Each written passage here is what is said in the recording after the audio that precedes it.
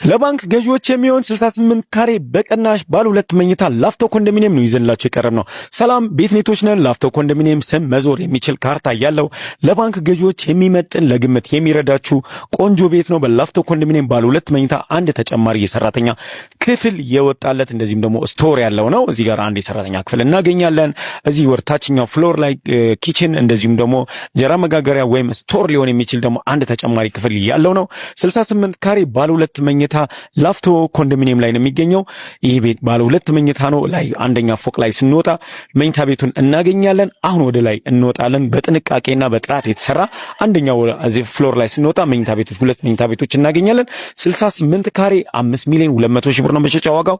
እንዳያመልጣችሁ። በካሽን በባንክም መሆን የሚችል ነው። በላፍቶ ኮንዶሚኒየም ነው የሚገኘው።